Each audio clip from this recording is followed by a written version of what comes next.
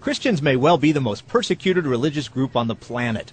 They number some 2.2 billion people, and harassment can range from loss of life to loss of livelihood. Including discrimination, you're talking 600, 700 million Christians. In about two-thirds of the world, Christians of one stripe or another face some sort of harassment. It goes back to the time of Jesus and his disciples, but is increasing rapidly in this new century. Christians in innumerable countries are under huge amounts of pressure, either from the government or from the societies in which they find themselves. Throughout the 20th century, communist countries caused the most problems for Christians. Today, however, the fear and harassment is shifting to the Muslim world. Open Doors USA tracks this persecution and puts out a watch list every January of the worst offenders.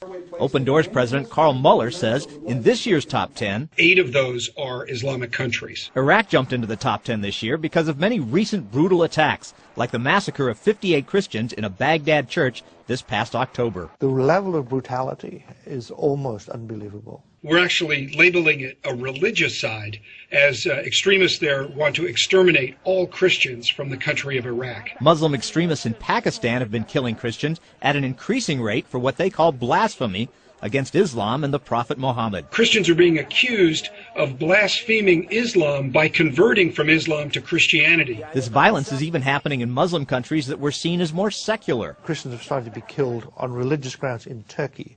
That's new. How do Muslims justify this hatred against Christians? They're infidels, they're unbelievers in what is a Muslim land. There is still plenty of persecution outside the Muslim world, like in China and India, but for good reason. North Korea has headed up Open Doors' watch list for 9 years in a row now. If you're caught as a Christian in North Korea, say simply leading a Bible study or even owning a Bible, you can be thrown into a labor camp that is exactly like the old Soviet Union's gulag, where people are literally worked to death.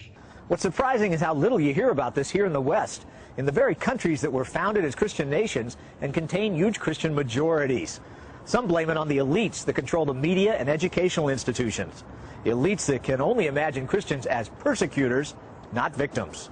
We've had elite universities basically teaching their undergraduates that the only villains in history who oppressed others for religious reasons were the Christians. Marshall says these elites, both here and in Europe, are often openly hostile towards the faith. Europeans who can otherwise be laid back, they get very angry about Christians. There's really an unwillingness to accept the fact that Christians have become an endangered species in some countries of the world. For many secular types in the media and elites, religion awakens, touches on areas they're uncomfortable with, so they just want it to go away. For them, it's like the fingernails on the blackboard. As for the U.S. government, Aikman worries the Obama administration, or at least Obama himself, has not been nearly as articulate and forceful on religious freedom issues as President Bush. The problem is that can have real and deadly consequences. Many countries that were contemplating some kind of crackdown on Christians think,